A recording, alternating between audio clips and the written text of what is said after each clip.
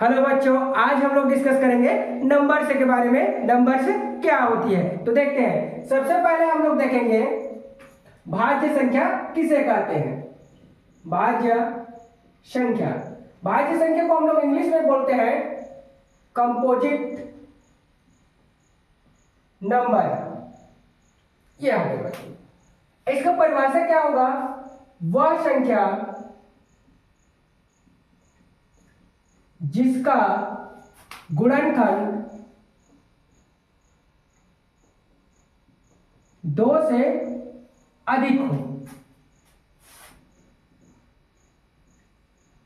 हो उस संख्या को भाज्य संख्या कहते हैं। ये हो गया। जैसे कि एग्जाम्पल हम लोग ले सकते हैं। एग्जाम्पल में देखेंगे 4 को ले लेते हैं। 4 को 1 भी डिवाइड करेगा, 4 को 2 भी डिवाइड करेगा और 4 को 4 भी डिवाइड करेगा।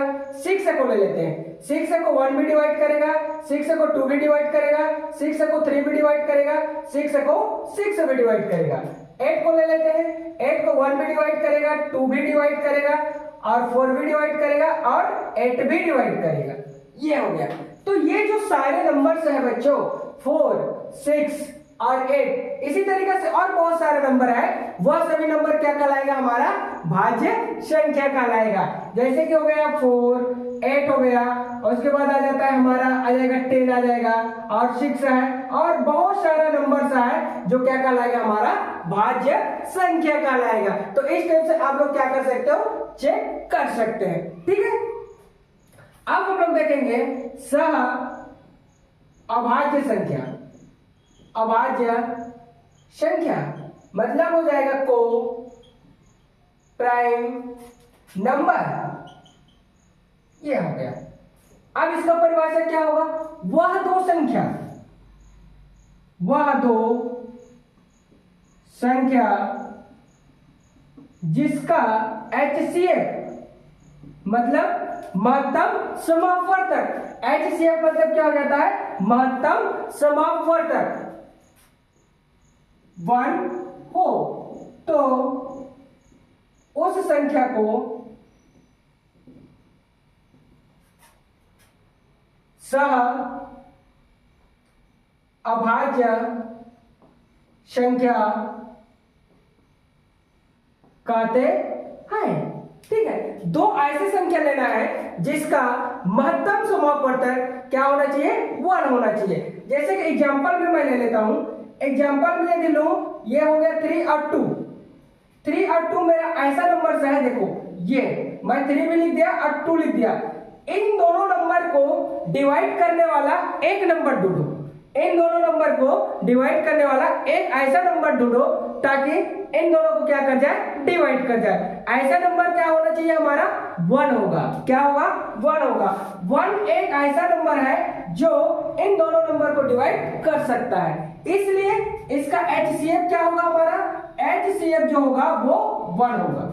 ठीक। तो हम इसको बोल सकते हैं को प्राइम नंबर्स है 2 और 3। अब देखते हैं यदि मैं 6 और 4 को ले लेता हूं और 6 और 4 का मैं HCF निकालूं मतलब 6 और 4 ऐसे नंबर से मुझे ढूंढना है ताकि वो नंबर इन दोनों नंबर को कटा दे। तो क्या आ जाएगा? मेरा 2 ही आएगा। देखो 2 3 जा हो जाएगा और 2 क्या हो जाएगा? हम लोग का 2 जा। ये हो गया। अब यहाँ पर ऐसा कोई नंबर में नहीं रख सकता जो इन दोनों को कटा सके। ठीक है। इसलिए इनका जो HCF होगा किसका? ये 6 और 4 का HCF जो हो रहा है वो आ रहा है मेरा 2।